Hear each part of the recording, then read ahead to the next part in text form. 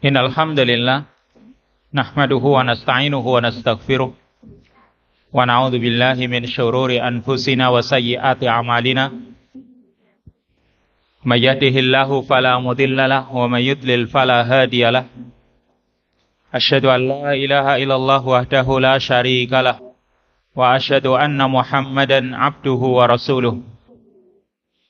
Allahumma salli wa sallim wa barik ala nabiyyika wa rasulika Muhammadin wa ala alihi wa ashabihi wa man sara ala nahjihi wa ihtada bihadihi wa istanna bi sunnatihi ila yaumil qiyamah. Allahumma anfa'na bima 'allamtana wa 'allimna ma yanfa'una warzuqnal huda wat tuqa was sadad.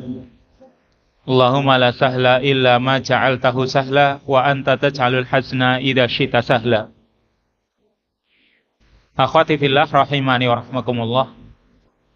Ibu-ibu, akhwat sekalian yang dirahmati oleh Allah, alhamdulillah pada kesempatan siang menjelang sore hari ini, alhamdulillah Allah Subhanahu wa taala masih terus memberikan nikmat yang pada kita sehingga kita dimudahkan oleh Allah Subhanahu wa taala untuk bermajlis sama-sama mengkaji ayat-ayat Allah dan juga hadis-hadis Rasul-Nya. Masih dari kitab Maraqil Izzah wa Muqawwamat As-Sa'adah, yaitu pembahasan tentang amanatul mas'uliyah fi a'malil ummah, tentang amanah tanggung jawab dalam tugas-tugas urusan umat. Ya, amanah tanggung jawab dalam tugas-tugas urusan umat. Sudah diterangkan di tema-tema sebelumnya bahwa kehidupan kaum muslimin, bahkan bukan cuma kaum muslimin, tapi kehidupan semua manusia itu tidak bisa sendiri-sendiri. Manusia itu tidak bisa hidup sendiri-sendiri, karena satu sama lain saling membutuhkan. Karenanya manusia disebut makhluk sosial, yang dia butuh orang lain. Laki-laki butuh wanita, wanita juga sebaliknya. Ya, laki-laki juga butuh laki-laki yang lain untuk bisa hidup bersama, sama-sama memenuhi kebutuhannya masing-masing. Karena Allah Subhanahu wa taala mengatakan dalam surat Al-Hujurat, ya ayyuhan nas inna khalaqnakum min dzakari wa unsa wa ja'alnakum syu'uban wa qabaila lita'arafu. Hai manusia, sesungguhnya kami ciptakan kalian dari laki-laki dan wanita. Allah ciptakan manusia itu terdiri dari kaum laki-laki dan kaum wanita. Lalu kami jadikan kalian itu berbangsa-bangsa dan bersuku-suku. Apa kata Allah? Untuk apa? Lita'arafu, supaya kalian itu saling kenal mengenal. Sehingga kalau sudah saling kenal mengenal, maka akan saling tolong menolong. Itu yang diinginkan. Apalagi sesama kaum muslimin, sesama kaum mukminin. Yang mendasari hubungan mereka adalah landasannya itu ukhuwah Islamiyah. Persaudaraan Islam, yang persaudaraan Islam ini perkara yang paling kuat, yang akan bisa terus berlanjut sampai akhirat. Maka ini yang menjadi landasan hubungan sesama kaum muslimin, adanya ukhuwah Islamiyah. Yang Allah Subhanahu wa taala mengatakan juga dalam surat Al-Hujurat, innamal mu'minuna ikhwah. Sesungguhnya orang-orang yang beriman itu ikhwah, mereka bersaudara. Ini saudara yang dilandasi dengan keimanan. Juga dalam surat At-Taubah ayat yang ke-71 Allah mengatakan wal mu'minuna wal mu'minat ba'duhum awliya'u ba'd. Kaum mukmin laki-laki dan kaum mukmin wanita, sebagian mereka menjadi penolong, menjadi pelindung sebagian yang lain, menjadi kekasih sebagian yang lain. Serta masih banyak ayat-ayat yang lain yang menegaskan bahwasanya kita sesama kaum muslimin pasti akan saling berhubungan. Dan membutuhkan satu sama lain. Apalagi Nabi SAW juga sangat menekankan permasalahan ini. Beliau sallallahu alaihi wasallam bersabda dalam hadis riwayat Imam Muslim, "Masalul mu'minina fi tawaddihim wa ta'atufihim wa tarahumihim kama salil jasadil wahid idza ishtaka minhu 'udwun tada'a lahu sa'irul jasad bis-sahar wal humma." Perumpamaan orang-orang yang beriman dalam kecintaan mereka, dalam kasih sayang mereka itu seperti satu tubuh. Yang jika ada sebagian anggota tubuh yang ishtaka, mengeluh, mengadu, maka yang lain pun akan ikut saling panggil-memanggil. Akan ikut merasakannya.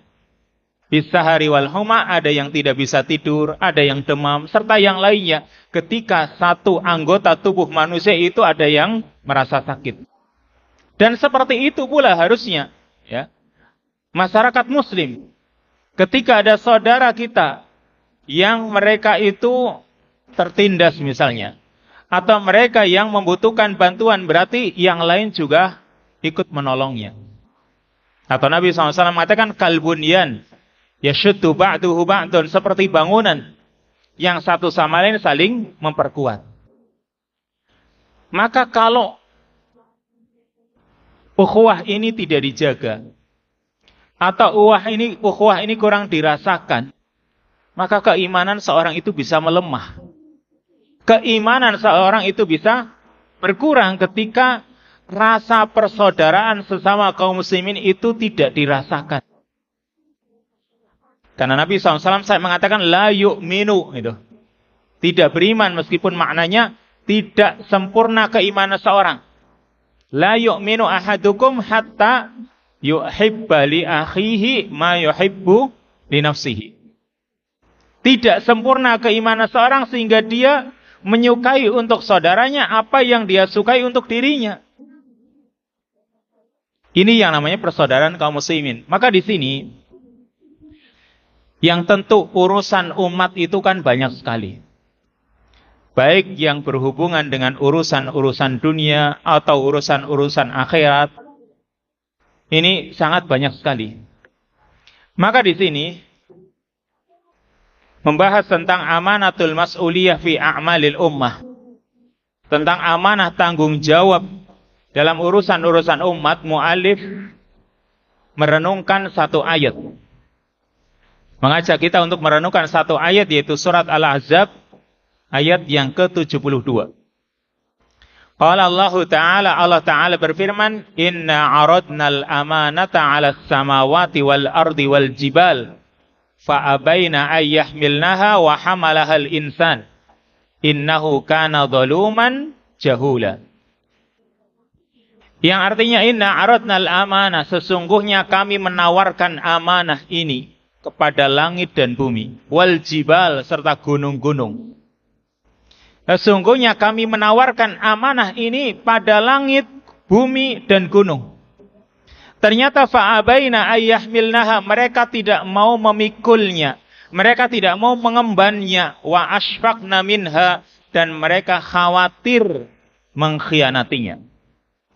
Ternyata wa hamalahal insan, amanah ini dipikul, diemban oleh manusia. Innahu kana zaluman jahula, karena sesungguhnya manusia itu sangat zalim lagi sangat bodoh. Perhatikan di sini ya. Allah tawarkan amanah kepada gunung, ya, bumi, langit. Ternyata mereka tidak mau. Amanah apa maksudnya? Yaitu amanah yang dimaksud yaitu ketaatan dan kewajiban-kewajiban. Ketaatan-ketaatan dan kewajiban-kewajiban yang harus dikerjakan agar orang itu mendapatkan pahala, dan jika ditinggalkan maka akan mendapatkan siksa. Ini amanah yang diembankan kepada manusia ini untuk menjalankan ketaatan dan meninggalkan larangan-larangan. Ini amanah yang Allah Subhanahu wa Ta'ala amanahkan kepada manusia ini. Langit, bumi, gunung, mereka itu enggak mau mengambilnya. Karena Pak, berat. Tapi oleh manusia ini diambil. Amanah yang sifatnya luas ini, karena yang namanya perintah, larangan, ini kan cakupannya luas. Ketaatan kepada Allah, baik yang bersifat wajib atau yang bersifat sunnah, ini semuanya adalah amanah. Yang ini cakupannya luas. Cuma di sini salah satu bentuk amanah, yaitu amanah yang berkaitan dengan urusan-urusan umat. Maka dikatakan oleh mu'allif di sini, termasuk perkara yang sangat disayangkan ketika kebanyakan orang-orang yang bekerja atau para pekerja, para pegawai yang ada di kalangan umat ini, seperti mereka para pengajar, pendidik, para pegawai, ya, dan yang lainnya, mereka melihat, memandang pekerjaan mereka itu hanya dari sisi materi. Melihat pekerjaan yang setiap hari dilakukan itu cuma dinilai, dilihat dari sisi materi. Dipandangnya itu dari sisi materi. Banyakan orang coba ketika dia menjadi guru. Ketika menjadi guru tujuannya apa sih? Banyak kaum muslimin yang mandang ya cuma ingin dapat gaji saja. Karena itu dianggap seperti orang bekerja saja. Kayak orang ngode gitu. Ya. Atau sekarang para pegawai yang bekerja dimanapun, itu kadang sisi pandang mereka itu hanya memandang dari sisi materi saja. Padahal ini bisa sebagai ladang pahala yang besar. Bahkan sampai orang-orang yang bekerja dalam tugas-tugas keagamaan, itu saja kadang mereka hanya memandang dari sisi materi. Misal orang itu sebagai hakim dalam urusan agama ini. Atau katakanlah muadzin. Atau mungkin imam yang di zaman sekarang kan banyak. Muadzin ya dibayar. Imam juga dibayar. Kan gitu. Atau mereka mendapatkan tunjangan lah gitu. Maka kebanyakan orang itu memandangnya itu dari sisi materi. Sehingga berapa bayarannya, kan gitu. Sebelum menunaikan ibadah ini, padahal ini sifatnya ibadah, itu bertanya dulu berapa gajinya, berapa bayarannya, cukup nggak untuk hidup. Nah seperti itu. Maka ketika orang itu seperti itu yang dipikirkan, ini lupa akan tujuan yang paling tinggi, yaitu mengharapkan pahala dari Allah Subhanahu wa ta'ala. Padahal orang itu ketika mengharapkan pahala yang besar, ini motivasi terbesar agar orang itu memiliki kekuatan dan semangat dalam beramal. Dan ini yang dibanggakan, terutama nanti di akhirat. Ini yang dianggap mulia nanti di akhirat. Sehingga banyak orang melupakan hal ini. Maka kalau seorang pendidik misalnya, yang dipikirkan itu gajinya. Yang dipikirkan itu dari segi dunianya. Padahal ada sesuatu yang sebenarnya jauh lebih tinggi dari itu. Yaitu pahala di akhirat nanti. Itu yang banyak dilupakan. Sehingga maunya orang. Pada dasarnya orang itu kan maunya kerjanya yang ringan, tapi gajinya yang gede. Kan gitu, Bok. Itu pada dasarnya manusia seperti itu. Kalau bisa kerjanya yang ringan, tapi bayarannya yang besar. Akhirnya fokusnya cuma seperti itu tadi. Maka dikatakan di sini, ya, dalam hal ini, menjadi sebab atau di samping menjadi sebab lemahnya hasil yang didapatkan, juga menjadi kerugian yang besar yang tidak bisa disamakan dengan kerugian apapun. Karena orang kadang dia terus-menerus bekerja, beramal selama hidupnya. Bahkan mungkin ada yang sampai bekerja mungkin selama 40 tahun misalnya. Atau mungkin 30 tahun. Atau mungkin kurang lebih segitu misalnya. Ada yang sebagai guru, ada yang sebagai hakim, ada yang sebagai pegawai, atau mungkin pekerjaan profesi-profesi yang lain. Ternyata dia tidak mengharapkan dari semua pekerjaan yang selama ini dilakukan, tidak mengharapkan pahala dari Allah. Hanya sekedar untuk mendapatkan rezeki. hanya supaya terjaga dirinya dan keluarganya serta anak-anaknya untuk tidak meminta-minta. Memang dari segi ini sudah lumayan ya. Jadi begini, kalau orang bekerja, dia keluar dari rumahnya mungkin ke pasar, mungkin ke sawah, mungkin ke tempat-tempat yang lain. Dia kan berarti keluar ingin cari nafkah. Nah, salah satu keinginannya itu supaya dia tidak meminta-minta kepada orang lain. Karena malu kan meminta kepada orang lain. Supaya dia tidak meminta-minta berarti kan menjaga dirinya. Supaya dirinya, anak istrinya itu tidak minta-minta. Maka ini baik kan gitu. Ini baik gitu. Sesuatu karena tujuannya juga baik. Baik dibanding orang yang hidupnya hanya untuk mengejar dunia saja. Dia masih mending lah. Ketika orang itu bekerja supaya dia nggak meminta-minta kepada orang lain. Maka ini sudah dikatakan baik dibanding orang yang hidupnya hanya untuk menumpuk-numpuk harta saja. Karena kan untuk menumpuk harta saya sudah sekian. Maka ini kalau sudah seperti ini bisa sampai pada tingkatan alhaqumut takasur. Telah melalaikan kalian memperbanyak harta. Kalau sudah seperti ini tujuannya akhirnya hanya untuk hidupnya, hanya untuk harta, yang Nabi SAW sampai memberikan ancaman atau doa yang jelek. Ta'isa abdud dinar, ta'isa abdud dirham, dan seterusnya. Celakalah hamba dinar, celakalah hamba dirham, yaitu orang yang dalam hidupnya hanya untuk mengejar dinar dirham atau cuan, kan gitu. Dianggap celaka oleh Nabi SAW atau didoakan kejelekan. Ini sudah parah ini kalau sudah seperti ini. Bisa sampai pada tingkatan syirik. Tapi sekarang dia masih menginginkan kebaikan untuk orang lain. Jadi contohnya tadi, orang bekerja keluar dari rumahnya supaya dirinya tidak minta-minta, anak istrinya juga tidak minta-minta. Maka ini baik. Tetapi dia masih dikatakan rugi karena apa? Karena dia tidak menghadirkan niat untuk mengharapkan pahala di sisi Allah, untuk mengharapkan kebaikan negeri akhirat. Atau tidak menginginkan kebaikan untuk umat ini. Supaya umat Islam ini mereka tidak tertindas misalnya. Ini namanya orang ketika bekerja untuk urusan-urusan umat. Karena yang namanya amalan, perbuatan di kalangan umat, itu sebenarnya itu merupakan bentuk jihad. Yang orang akan mendapatkan pahala karenanya. Yang Allah Subhanahu wa ta'ala katakan dalam surat Al-Qasas ayat yang ke-77. Wabtaghi fima atakallahu ad-daral akhirah wala tansa nasibaka minad dunya wa ahsin kama ahsanallahu ilaik wala tabghil fasada fil ard.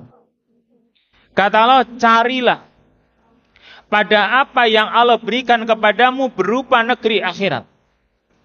Wala tansa nasibaka minad dunya, dan jangan kamu lupakan bagianmu dari dunia ini. Wa ahsin kama ahsanallahu ilaik, dan berbuat baiklah sebagaimana Allah telah berbuat baik kepadamu. Wala tabghil fasada fil ard, dan jangan kamu membuat kerusakan di muka bumi ini. Perhatikan nih kalimat yang pertama dari ayat ini. Allah mengatakan wabtaghi fima atakallah ad-daral akhirah.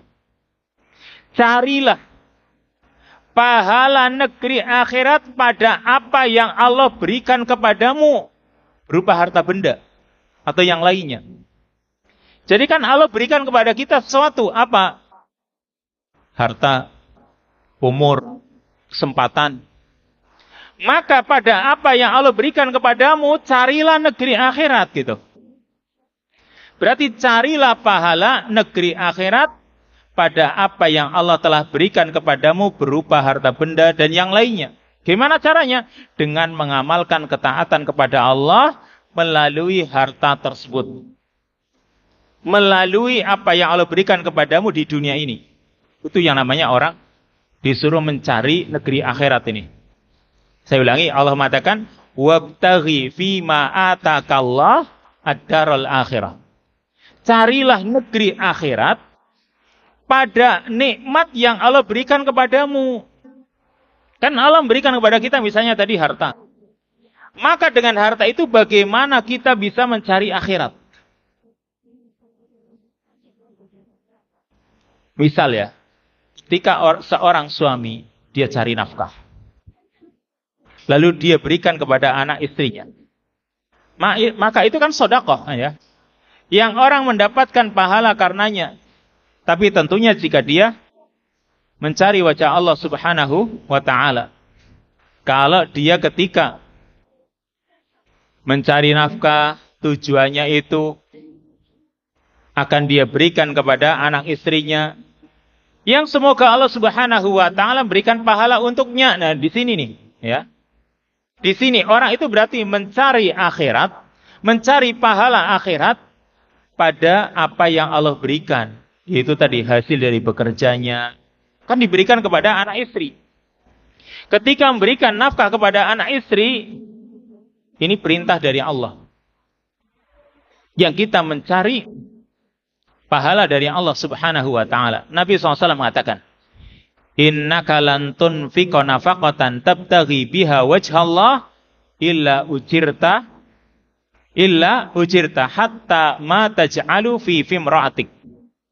Kata Nabi SAW, sesungguhnya kamu tidaklah kamu berikan nafkah yang dengannya kamu mengharapkan wajah Allah kecuali atau melainkan kamu akan diberi pahala sampai nafkah yang kamu tempatkan pada mulut istrimu, kata Nabi SAW.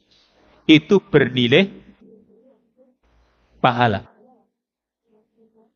Di sini kalau orang itu kalimatnya tabtaghi biha wajhallah, yang dengannya orang mengharap wajah Allah. Nah, di sini pentingnya nih. Pentingnya kita itu ketika kita bekerja. Yang bagi suami cari nafkah. Yang bagi istri misalnya di rumah, misal nih, di rumah dia membantu suaminya, di situ dia mengharapkan pahala dari Allah Subhanahu wa ta'ala. Maka sama-sama itu bernilai ibadah yang akan mendapatkan pahala di sisi Allah Subhanahu wa ta'ala. Bahkan sampai urusan kenikmatan, urusan melampiaskan nafsunya, melampiaskan syahwatnya pun bisa mendapatkan pahala karenanya. Karena Nabi SAW mengatakan apa? Wa fi bud'i ahadikum shadaqah. Ketika salah seorang dari kalian itu mencampuri istrinya, maka itu sedekah. Tentu sekali lagi ketika orang itu berniat untuk bersedekah. Makanya di sini tergantung niat ini. Karena Nabi SAW mengatakan innamal a'malu binniyat wa innamal likulli imri'in ma nawa. Faman kanat hijratuhu ilallahi wa rasulih fa hijratuhu ilallahi wa rasulih wa man kanat hijratuhu ila dunya yusibuha aw imra'atin yatazawwajuha fa hijratuhu ila ma hajara ilaihi. Kata Nabi, innamal a'malu binniyat, sesungguhnya amalan-amalan itu tergantung niat-niatnya. Karena yang namanya satu amalan bisa saja niat-niat banyak. Nih, Nabi mengatakan innamal a'malu binniyat, sesungguhnya amalan-amalan itu tergantung niat-niatnya. Oh, kalau begitu bisa saja satu amalan itu niatnya banyak. Boleh enggak? Boleh. Asal niat-niat itu baik. Itu yang penting ya. Asal niat-niat dalam satu amalan ini niat-niat yang baik. Misal orang itu menikah. Ini misal. Orang itu menikah. Niatnya apa coba? Karena melaksanakan perintah Allah. Pahala. Karena dia melaksanakan perintah Allah. Allah Subhanahu wa ta'ala merintahkan kan, fankihu ma taba lakum minan nisa masna wa thulatsa wa ruba' kan itu. Maka nikahilah ma taba lakum minan nisa, wanita-wanita yang baik dari kalangan kalian nih. Allah perintahkan kita supaya kita menikah. Berarti pertama orang itu menikah. Bahkan faman raghiba an sunnati falaysa minni, orang yang benci terhadap sunnahku dia bukan golonganku. Bahkan bukan cuma sunnahnya Nabi SAW, tapi juga sunnahnya para nabi sebelumnya. Karena Allah Subhanahu wa taala mengatakan, "Walaqad arsalna rusulan min qablika wa ja'alna lahum azwaja wa dzurriyyah." Dan sungguh kami putus para rasul sebelum wahai Muhammad, dan kami jadikan untuk mereka azwaja wa dzurriyyah, istri-istri dan keturunan. Berarti kalau orang menikah, niatnya apa? Salah satunya tadi mengikuti sunnah Rasul. Pahala enggak? Pahala. Orang menikah supaya dia mendapatkan sakinah, mawaddah, warahmah. Karena Nabi Allah juga mengatakan hal itu. Litaskunu ilaiha wa ja'ala bainakum mawaddata warahmah. Niat yang lain. Untuk mendapatkan pertolongan Allah, untuk memperbanyak keturunan, dan itu yang disukai oleh Nabi. Maka ini semua tadi niat-niat yang baik yang bisa saja satu amalan niatnya banyak. Sal niat-niat yang baik itu tadi. Kenapa? Innama likulli imri'in ma nawa. Yang akan didapatkan oleh seorang itu sebagaimana yang dia niatkan. Jadi kan sesuai dengan niat. Kalau niat kita banyak dan baik, bisa saja menjadikan kita mendapatkan pahala yang banyak. Gampang sajalah, sekarang orang berwudu, niatnya apa? Berwudu niatnya mau sholat, pahala enggak? Pahala. Berwudu niatnya supaya tidak diganggu oleh setan, pahala enggak? Pahala. Berwudu niatnya mengikuti sunnah Rasul, karena Rasul itu enggak pernah dalam keadaan batal wudu kecuali beliau wudu lagi. Berarti ikut sunnah Rasul, pahala enggak? Pahala. Berwudu niatnya bisa meredamkan marahnya, karena marah itu bisa membahayakan, dia berwudu, maka pahala. Dan seterusnya. Banyak sekali niat-niat dan yang akan didapatkan oleh manusia, yaitu sesuai dengan yang dia niatkan. Niatnya apa kan gitu. Makanya seperti yang dicontohkan oleh Rasul, orang yang hijrah. Niatnya apa hijrah? Kalau hijrahnya niatnya benar-benar mendapatkan pahala, ya, dia hijrah kepada Allah dan Rasulnya, maka pahala yang didapatkan pahala hijrah untuk Allah dan Rasulnya. Tapi kalau hijrahnya hanya untuk dunia atau untuk mendapatkan seorang wanita, sebagaimana hadis yang sudah kita kaji tentang hal ini, Muhajir Ummu Qais kan ya, orang yang hijrah tapi niatnya supaya bisa menikah dengan Ummu Qais, maka niat hijrahnya itu berarti sudah rusak. Karena hijrah itu pahalanya besar. Hijrah itu ibadah yang mulia, tapi dirusak karena sebab niatnya karena dunia. Sehingga fahijratuhu ila ma hajaru ilaih. Hijrahnya pun sebagaimana yang dia niatkan untuk hijrah kepadanya. Maka di sini sekali lagi pentingnya orang itu mengharapkan pahala pada pekerjaan profesi yang dilakukan. Sekarang mau jadi apa coba? Jadi seorang pedagang. Kalau dia niatkan dalam berdagangnya itu misal supaya dapat keuntungan yang banyak, kemudian nanti bisa bersedekah atau mungkin bisa zakat, ini udah nilainya pahala. Nilainya ibadah. Maka sampai Umar bin Khattab mengatakan, ihtasibu a'malakum fa inna man ihtasaba amalahu kutibalahu ajru amalihi wa ajru ihtisabihi. Kata Umar bin Khattab, berharaplah pahala dari amalan-amalan kalian. Karena fa inna man ihtasaba amalahu kutibalahu ajru amalihi wa ajru ihtisabihi. Maka barang siapa yang mengharap pahala dari amalannya, akan ditulis untuknya pahala amalan dan pahala mengharapkan pahala. Jadi mengharapkan pahala itu ada sendiri. Di samping amalannya nanti jelas dia akan mendapatkan pahalanya. Tapi ternyata mengharapkan pahala di sisi Allah itu juga ada pahala tersendiri. Berarti di sini ya, kita itu hendaknya berusaha untuk mengharapkan pahala di sisi Allah Subhanahu wa taala dalam segala gerak-gerik kita. Sampai Mu'adz radhiyallahu anhu mengatakan, fa ahtasibu naumati kama ahtasibu qaumati. Maka aku mengharapkan pahala dari tidurku sebagaimana aku mengharapkan pahala dari terjagaku, dari melekku. Ini yang dimiliki oleh sahabat Mu'adz bin Jabal. Yaitu dalam kehidupan sehari-hari itu diperbanyak mengharap pahala di sisi Allah Subhanahu wa taala, karena kan tadi yang akan didapatkan sebagaimana yang dia harapkan. Misal ini, orang mau tidur nih, fa'ahtasibu naumati, aku berharap pahala atas tidurku. Nah, orang ketika mau tidur, dia dianjurkan untuk mengharap pahala. Apalagi aktivitas-aktivitas yang lain. Ini aktivitas mau tidur saja, orang dianjurkan mengharap pahala di sisi Allah. Apalagi aktivitas-aktivitas yang lain. Maka dikatakan di sini, karena yang itu dianggap musibah. Jika orang-orang yang punya tanggung jawab di kalangan umat ini, ya, punya tanggung jawab dalam urusan umat ini, baik yang tua atau yang muda, baik dari kalangan para guru, para hakim, para pegawai, dan lain sebagainya, bahkan sampai imam masjid dan para muadzin, bahkan kebanyakan ayah dan ibu, serta yang lain, mereka itu telah membuat rugi umur mereka sendiri. Ya, mereka rata-rata telah membuat rugi umurnya, mungkin baru setelah tua menyesal, baru iya ya, ternyata banyak waktu yang tersisa, waktu yang terbuang percuma, nggak ada manfaatnya.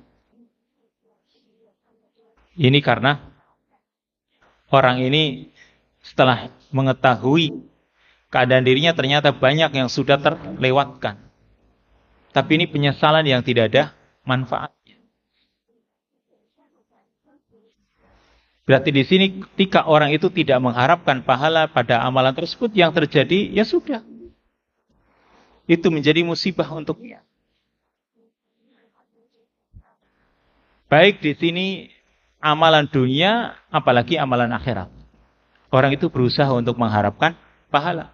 Misal, perhatikan nih, tadi sudah saya contohkan juga, atau yang dicontohkan oleh Mu'alif tadi. Misal contoh yang lain, para petani. Para petani, orang yang setiap hari mungkin pergi ke sawah. Kalau para petani itu mencoba untuk mendengarkan, merenungi sabda Nabi Sallallahu Alaihi Wasallam, apa bunyinya?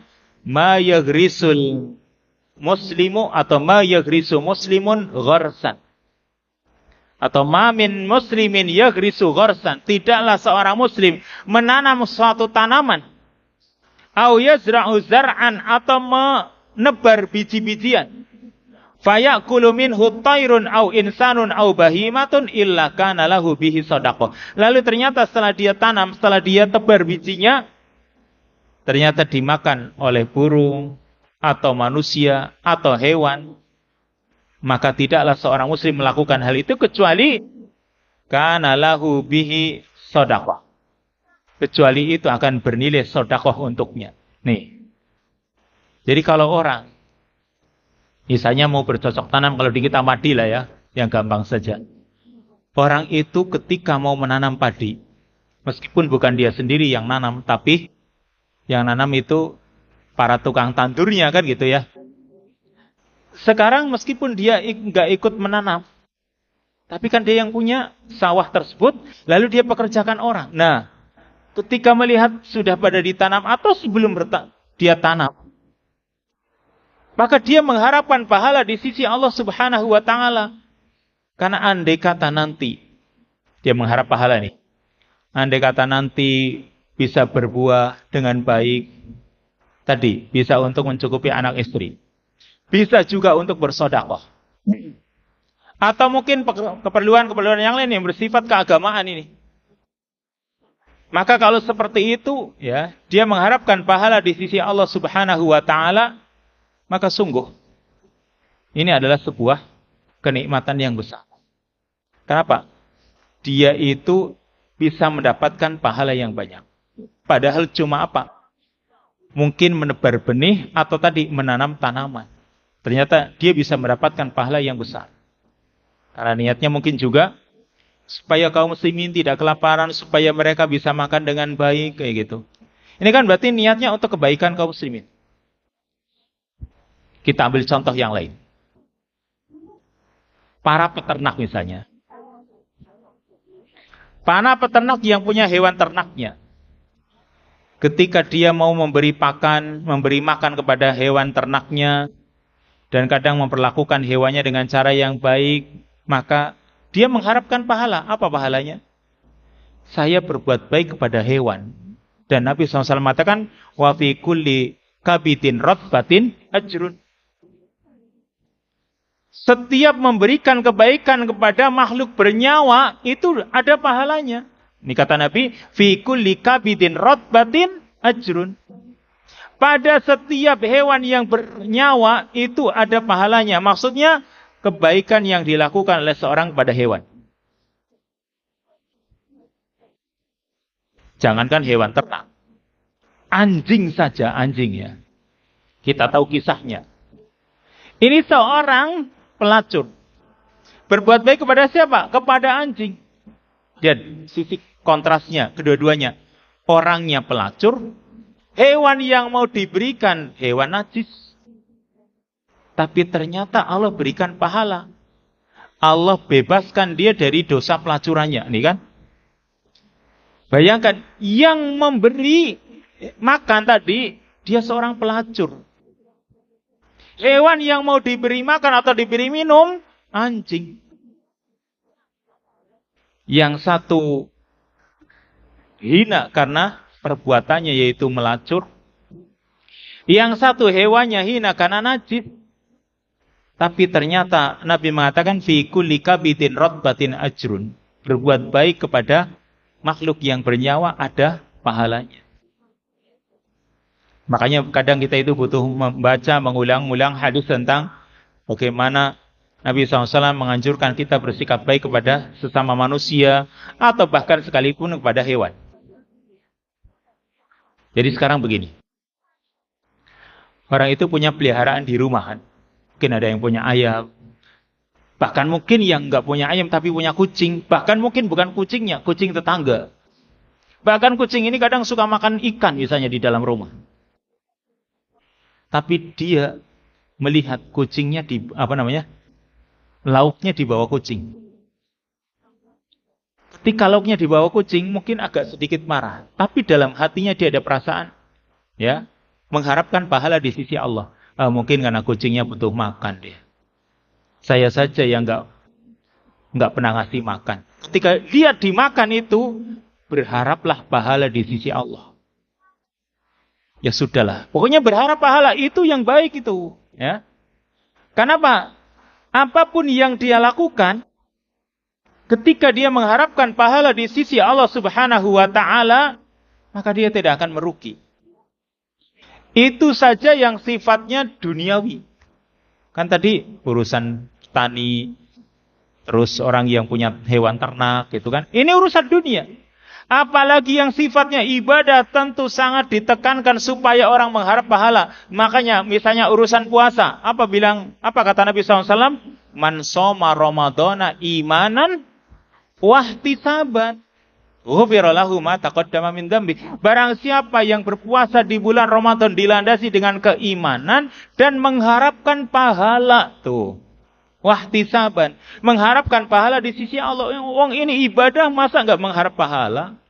Rugi besar. Kalau orang itu jelas ini melakukan ibadah tapi kok enggak mengharapkan pahala, kan capek-capek dia. Kalau sekarang coba tadi, urusan dunia, orang dagang. Dia dapat keuntungan. Senang kan? Nah, dia dapat keuntungan berupa keuntungan dunia. Tapi kalau dia niatkan dagangnya untuk tadi, memberikan nafkah, untuk nanti bisa bersedekah, dan lain sebagainya, sudah dia dapat keuntungan dunia plus keuntungan akhirat. Ya, sudah dia dapatkan keuntungan dunia, akhirat pun dapat. Itulah bedanya orang yang mengharap pahala dengan yang tidak. Bahkan seorang muslim ketika mendapatkan musibah pun dia dapat pahala. Kalau dia mengharapnya. Loh, sekarang orang, misalnya nih ya, orang jatuh dari kendaraannya. Kan mungkin beda seorang yang mengharap pahala dengan yang tidak. Kalau jatuh dia sakit itu. Tapi dia mengharap pahala. Oh, ini musibah. Saya berharap pahala darinya. Allah berikan pahala.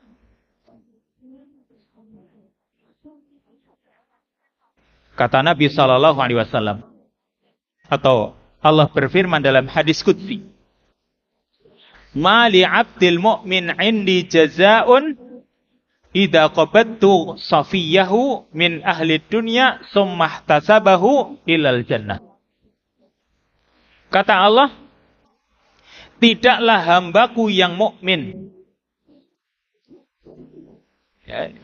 memiliki di sisiku pahala ketika aku mengambil buah hatinya, itu anaknya misalnya ada yang meninggal dunia, min ahli dunia, buah hatinya dari orang-orang yang ada di dunia ini, summah tasabahu, kemudian dia mengharapkan pahala dari musibah tersebut, illal jannah, melainkan dia akan mendapatkan di sisiku surga. Tapi di sini perlu digarisbawahi, summah tasabahu, kemudian dia mengharapkan pahala.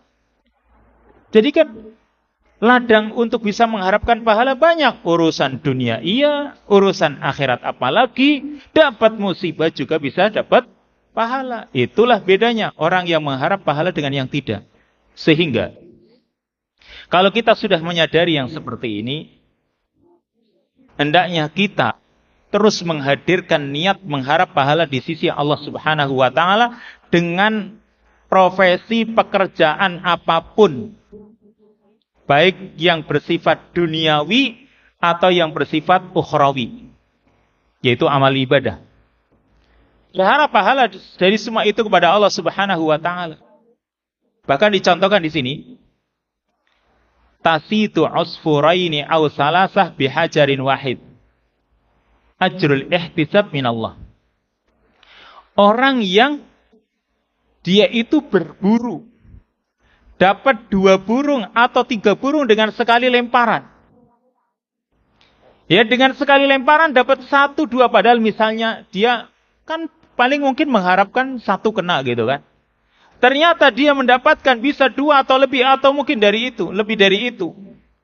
Dia mengharapkan pahala di sisi Allah Subhanahu wa Ta'ala. Ini harus ada dalam diri seorang muslim. Apalagi urusan-urusan umat ini, yang nanti di bagian kedua di sini ya. Jadi misalnya ini urusan umat, ketika orang itu dipekerjakan di Baitul Mal. Orang itu dipekerjakan di Baitul Mal. Kan mungkin dia dapat gajinya. Tapi dia juga mengharapkan, ini kan orang-orang sodako, ya Allah, saya kalau bisa sodako seperti dia, saya akan ikut sodako. Kan ini orang membagi-bagi sodako. Dia berharap kalau saya punya seperti dia, akan saya sodakokan juga. Berarti punya niat yang baik pula di sini, mengharapkan pahala. Kemudian ketika dia membagi-bagi, dia juga mengharapkan pahala karena dia membagi-bagi sodakohnya. Semoga saya ya dapatkan pahala karena Pak saya cuma sebagai talang saja, hanya jalannya orang, ya, atau orang itu cuma ngasih melalui perantara saya. Ya, maka saya juga berharap pahala itu. Bahkan sekarang orang haji nih. Orang haji sambil dagang, boleh nggak? Boleh. Karena Allah mengatakan, laisa alaikum junahun an tabtahu fadlam mir rabbikum. Tidak ada dosa bagi kalian untuk mencari karunia di sisi Allah. Meskipun juga orang jangan sampai lupa dengan tujuan pokoknya. Kalau sekarang dia dagang tapi lupa dengan tujuan pokoknya, ini bahaya. Nah, bisa saja karena dia ingin berdagang, lupa dengan niat pokok hajinya, itu mengharapkan pahala di sisi Allah. Karena pahala haji itu apa? Surga. Wal hajjul mabruru laisa lahu jazaa'un illal jannah. Haji mabrur tidak ada baginya balasan kecuali surga. Maka jangan sampai terkotori oleh niat-niat yang lain yang bisa melupakan niat pokoknya tadi, mengharapkan pahala di sisi Allah. Nah, terus sekarang yang berkaitan dengan amanah tanggung jawab mengenai urusan-urusan umat. Urusan-urusan umat ini banyak sekali yang juga banyak kaum muslimin yang menganggap remeh perkara ini. Menganggap biasa saja itu. Tidak mengharapkan pahala. Akhirnya apa? Mereka keluar dari tugas-tugas yang berat ini penuh dengan beban-beban Yang gunung saja nggak mau memikulnya. Makanya di sini tadi ayatnya, ya, fa'abaina ayyahmilnaha. Dalam surat Al-Ahzab ayat yang ke-72 tadi, fa'abaina ayyahmilnaha. Mereka, langit, bumi, gunung nggak mau memikulnya karena berat gitu. Tapi bagi orang yang punya niat mengharap wajah Allah Subhanahu wa taala akan terasa ringan. Apalagi di sini urusan yang berkaitan dengan urusan umat ini. Perhatikan ya. Kalau hal-hal yang berkaitan dengan masalah umat, tugas-tugas umat kan banyak sekali. Ini berarti kan kaitannya dengan 3 hak. Ada hak Allah, ada hak pemimpin, penguasa, ada hak kaum muslimin.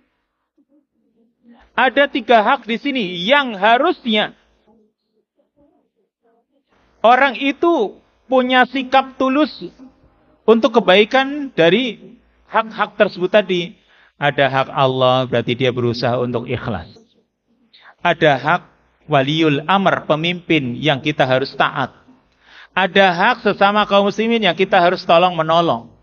Dan itulah agama. Kenapa? Itu adalah nasihat. Ad-dinun nasihah. Ini nasihat, karena nasihat itu kan berusaha untuk punya niat untuk kebaikan yang kita nasihati. Yaitu 3 hak tadi. Kalau ini kaitannya dengan masalah urusan-urusan umat, di situ ada hak Allah, di situ ada hak pemimpin, di situ ada hak kaum muslimin. Apalagi di sini terusnya, jika itu berkaitan dengan kepemimpinan.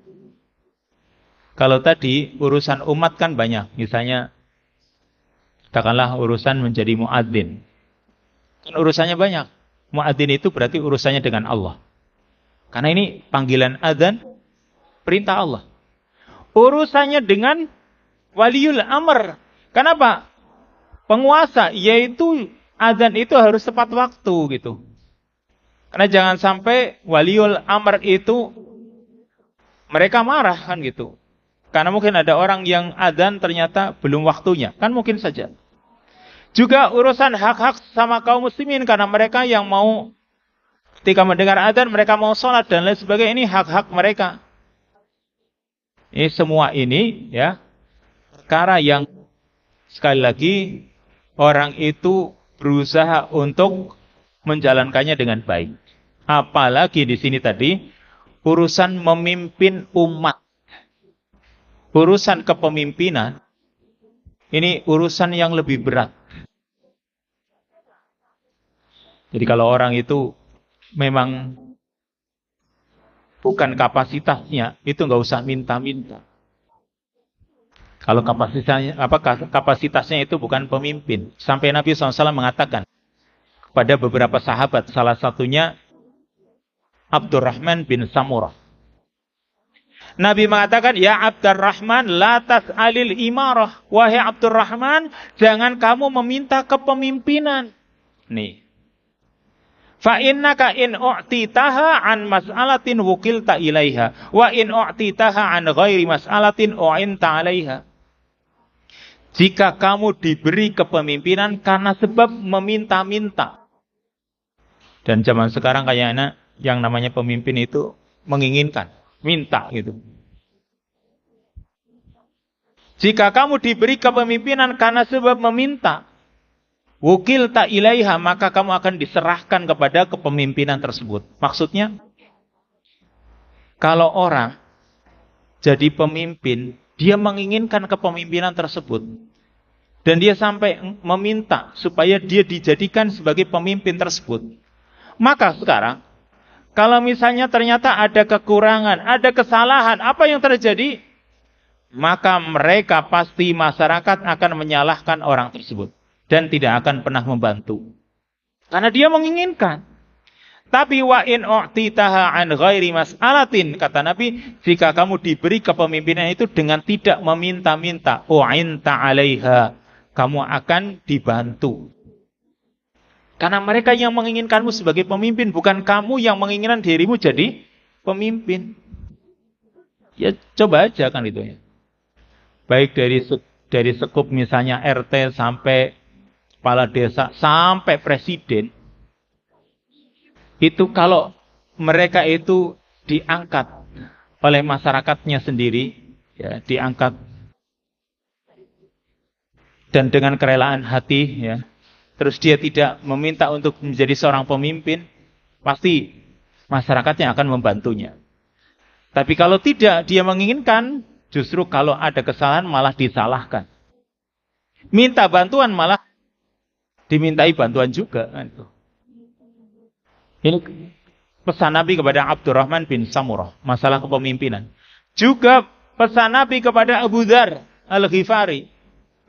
Kata Nabi, ya Aba Dzarrin inni araka dha'ifan wa inni uhibbu laka ma uhibbu li nafsi la ta'ammaranna ala snaini wa la tawallayanna ala mali yatim.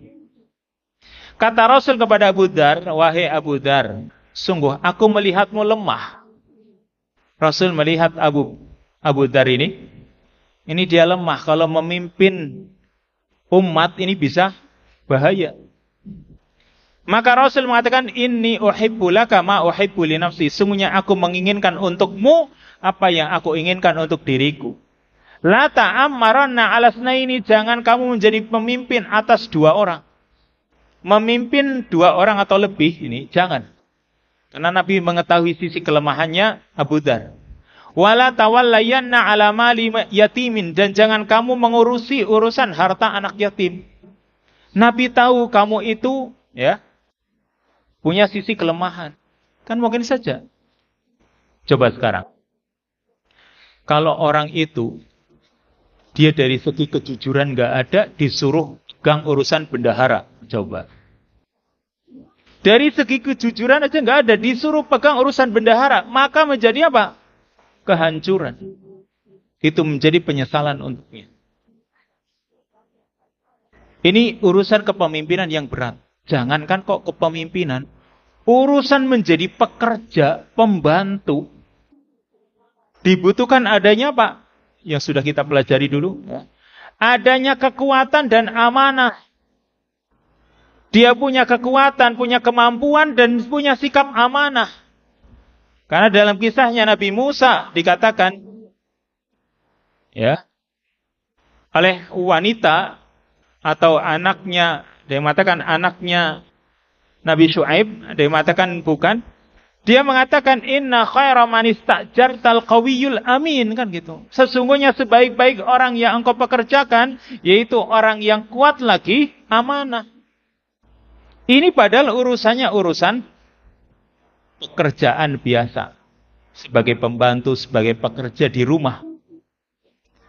Bukan urusan umat yang besar sekupnya. Itu saja dibutuhkan al-qawiyyu al-amin. Sifat kuat dan amanah. Apalagi kalau sudah urusannya umat. Yaitu disuruh mengurusi urusan umat sebagai pemimpin. Kalau sampai dia tidak bisa melaksanakan, akan menjadi bencana untuknya. Kata Nabi SAW. Dalam hadis riwayat Bukhari dan Muslim. Ma min abdin yastar'ihi Allahu ra'iyyah. Yamutu yawma yamutu wa huwa ghashun li ra'iyyati illa harramallahu alaihil jannah. Tidaklah seorang hamba yang diserai kekuasaan oleh Allah untuk mengurusi rakyat.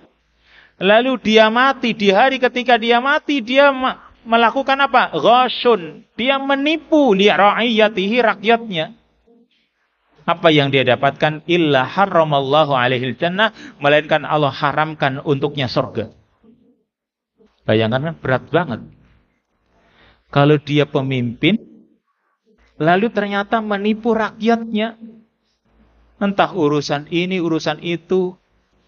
Yang kita sebagai rakyat biasa mendoakan yang terbaik untuk pemimpin kita, kan gitu ya. Tidak usah banyak menyalahkan, apalagi berkoar-koar. Tapi kita perlu menyadari ini untuk diri kita. Seorang yang diberikan kekuasaan untuk memimpin rakyat. Tapi di hari ketika dia mati, masih dia punya dosa menipu rakyatnya. Maka Allah akan haramkan surga untuknya. Dia nggak masuk surga, ini ancamannya gitu ya. Coba sekarang.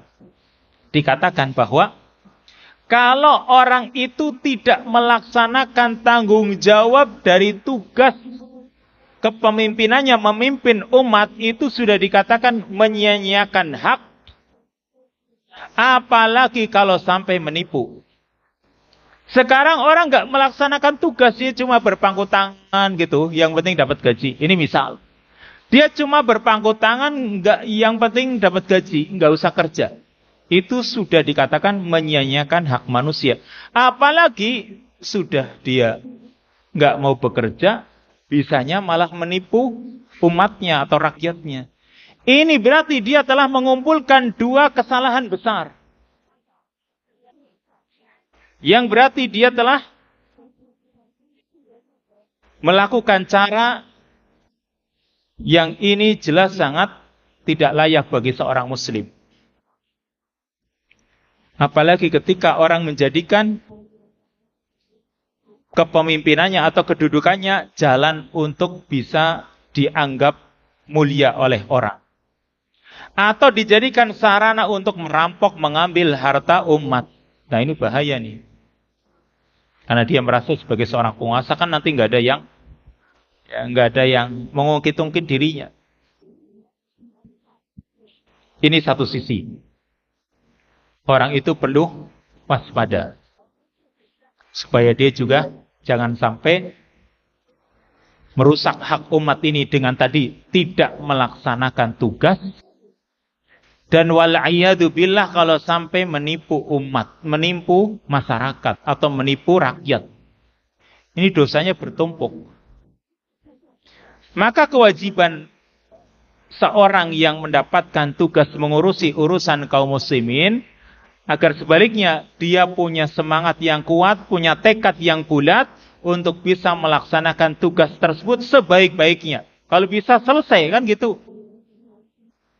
Karena Allah mengatakan innallaha yuhibbu idza amila ahadukum amalan an yutqina.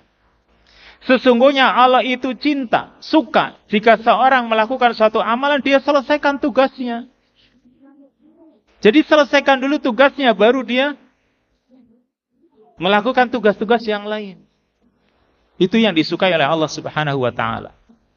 Punya tekad pokoknya dia akan selesaikan tugasnya tersebut. Karena dia sadar bahwasanya setiap pemimpin akan dimintai pertanggungjawaban oleh Allah Subhanahu wa taala atas kepemimpinannya. Nabi SAW mengatakan, kullukum ra'in wa kullukum mas'ulun an ra'iyatihi. Masing-masing kalian adalah pemimpin dan masing-masing kalian akan ditanya, dimintai pertanggungjawaban atas kepemimpinannya tersebut. Dan orang harus waspada, hati-hati jangan sampai tadi menyepelekan, meremehkan kepemimpinannya tersebut atau urusan-urusan umat tersebut. Karena itu tanggung jawab yang besar. Orang harus menyadari sekecil apapun amalan yang dia lakukan, itu akan dilihat oleh Allah Subhanahu wa taala sehingga orang itu waspada. Wah, ini hal-hal yang berkaitan dengan umat ini nih. Ya. Kalau sekarang misalnya dia menipu, kan yang ditipu masyarakat banyak. Berarti itu nanti kaitannya dengan orang-orang yang ditipunya, itu kan berat nanti di akhirat. Sekarang mungkin, barangkali, suatu yang dia tipu tadi misalnya urusan harta, yang dia tipu sedikit. Tapi kan ini kaitannya dengan umat. Kalau sekarang dia presiden, berarti semua urusan yang ada dalam negaranya tersebut. Cakupannya RT ya orang-orang yang di RT tersebut, mereka mau memaafkan apa tidak, kan gitu. Dan itu amalan yang nanti jelas akan manusia akan melihatnya. Allah mengatakan di surat At-Taubah ayat 105, wa qul i'malu fasayarallahu amalakum wa rasuluhu wal mu'minun. Katakan wahai Muhammad, i'malu, beramalah kalian. Maka kelak Allah akan melihat amalan kalian, Rasulnya dan orang-orang yang beriman. Berarti bukan cuma kamu saja yang melihat. Allah, Rasulnya, orang-orang yang beriman akan melihat. وَسَتُرَدُّونَ إِلَى عَالِمِ الْغَيْبِ وَالشَّهَادَةِ. Dan kelak kalian akan dikembalikan kepada Zat yang maha mengetahui perkara gaib dan perkara yang nampak. fayunabbi'ukum bima kuntum ta'malun, dan dia akan memberitahukan apa yang kalian perbuat, apa yang kalian kerjakan. Jadi intinya orang itu harus berusaha waspada, hati-hati, jangan sampai tugas yang diembankan kepadanya ternyata terabaikan atau disia-siakan. Karena itu akan menjadi bencana bagi orang tersebut. Wallahu ta'ala a'lam bissawab. Selanjutnya insyaallah tentang bab atau renungan tentang wajibnya mentadaburi Al-Qur'anil Karim. Kewajiban mentadaburi Al-Qur'an, dan diharamkan orang itu tidak mentadaburinya atau membiarkan Al-Qur'an, atau yang disebut dengan menghajar Al-Qur'an atau meninggalkan Al-Qur'an. Jadi intinya tentang kewajiban mentadaburi Al-Qur'an. Insyaallah pembahasannya kita lanjutkan pada kesempatan yang akan datang. Bi'idnillahi ta'ala. Wassallallahu wasallam ala nabiyina Muhammad wa ala alihi wa sahbihi ajma'in. Subhanakallahumma wa bihamdika asyhadu an la ilaha illa anta astaghfiruka wa atubu ilaik. Wassalamualaikum warahmatullahi wabarakatuh.